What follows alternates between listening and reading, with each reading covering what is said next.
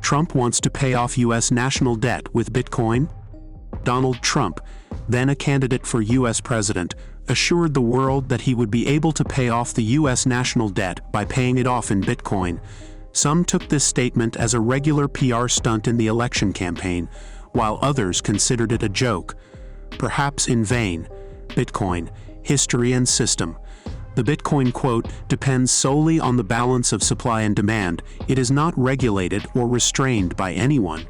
At the same time, no one is obliged to accept Bitcoins. That is, there is no mechanism to get anything for them if for some reason they are refused to be bought or accepted as payment. Its price will grow due to increased demand and limited supply. This creates enormous value, unlike ordinary money, which can be printed as much as you like. And the more they are printed, the more they depreciate. Experienced stock speculators know very well how to create or imitate increased demand. Here we can recall how George Soros, using insider information about the artificial collapse of the pound sterling, earned his first $1 billion. And he did it in just one day. Pragmatic financiers, not to mention ordinary people, always dream of making money quickly, easily, and a lot. Financial pyramids are built on the exploitation of this desire, which are created out of nothing, promise a lot, and obey the only law. The organizers and those who enter the pyramid among the first can grab their piece of the pie. Bitcoin is also a phenomenon from this sphere. It differs only in that the pyramid builders, as a rule, announce what a fixed increase in the capital invested today will be tomorrow, and the day after tomorrow. The quotes of the Bitcoin, called the unit of the cryptocurrency system, are not announced in advance. It is only known that its growth or fall depends on the ratio of supply and demand for this crypto. Initially, in 2008, which coincided with the global economic crisis, the author of this system, hiding behind the pseudonym Satoshi Nakamoto, announced its creation.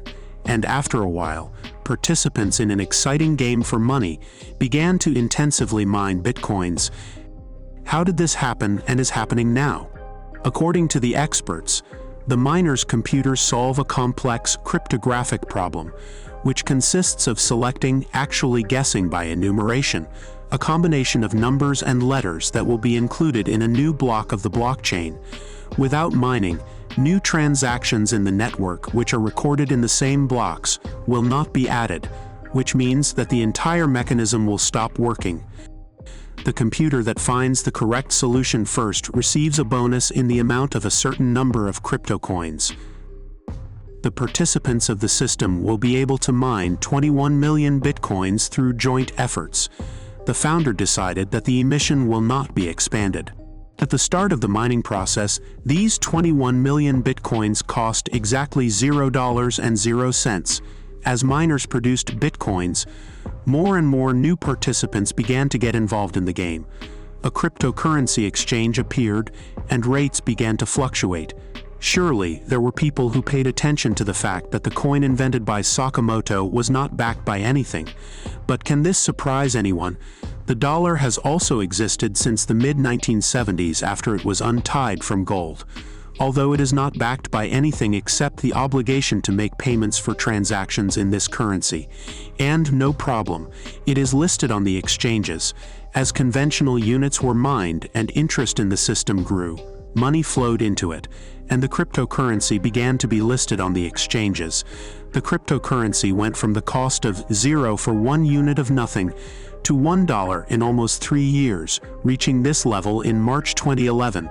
Today, the rate of 1 unit of nothing fluctuates up and down around $100,000. Is this the limit? Of course not. It is impossible to give an exact answer to the question, how many times more can the price of Bitcoin grow? But if the count goes into the hundreds of thousands, it will hardly be surprising. In 2010, American Laszlo Hanich bought 2 pizzas for 10,000 BTC. The value of 1 BTC was then $0.0025.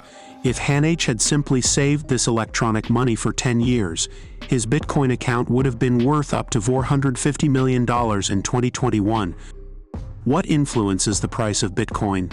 Supply and demand on cryptocurrency exchanges. regulatory decisions of governments of different countries, technological updates and network security, statements of famous investors and public figures, activity of large holders, market whales, general state of the world economy, introduction of cryptocurrencies into traditional business. We can list a number of other factors and see that none of them can be classified as events that exist independently of man, including even such phenomena as economic crises, which their organizers carefully try to disguise as processes that arose spontaneously as a result of the lack of control over certain areas of the economy, overproduction of goods and services, etc. Sometimes there are suggestions on the internet that it is impossible to accumulate a large number of bitcoins in one person. Nothing of the sort. Firstly, such a ban would violate freedom of trade, and secondly, it was impossible to accumulate in one hand when bitcoins were only mined, and there was no other way to get virtual currency. After it began to be quoted on the exchanges, buying and selling began, and it became possible to accumulate a large amount in one hand. In addition, in one hand does not mean under one name. There may be many formal owners, but they can all in fact work for one pocket. That is, the phenomenon that really influences the cryptocurrency rate is the notorious human factor. And if so, then there is no problem in catching up the cost of Bitcoin to the level needed by the United States to pay off its astronomical national debt. With today's rate of $100,000 per Bitcoin, Trump needs 350 million units of cryptocurrency for this. Among experts today, there are assumptions that the United States currently has about 200,000 BTC at its disposal. America's need does not yet fit into the total emission, which is, let me remind you, 21 million. But it will not pay off its debts tomorrow. By the right moment, there is no doubt that the rate, using the points given above, will be driven to the required height. Moreover, the states will not even necessarily have the entire volume of existing bitcoins on its balance sheet. One fine day for America, it will transfer its cryptocurrency to all holders of treasuries, which it could have bought at the dawn of the system for mere pennies, or which is more likely during the first Trump administration, when at the end of 2018, the cost of Bitcoin fell by 80% compared to 2017, and miners massively sold their businesses due to the inability to compensate for losses. Consequences of U.S. debt repayment with cryptocurrency. Sometime after the U.S. debt was zeroed out, some unknown or known hacker group will hack a crypto exchange once again. What will happen next can be understood using the example of the Mt. Gox platform, where bitcoins were traded.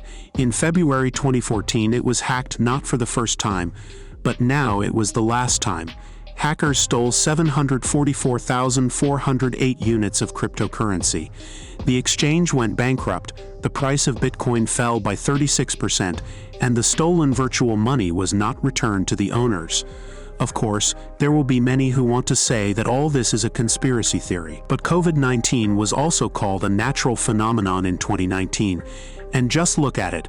The other day, almost the entire world press wrote that the origin of the virus that carries the disease is the fruit of the laboratory efforts of scientists.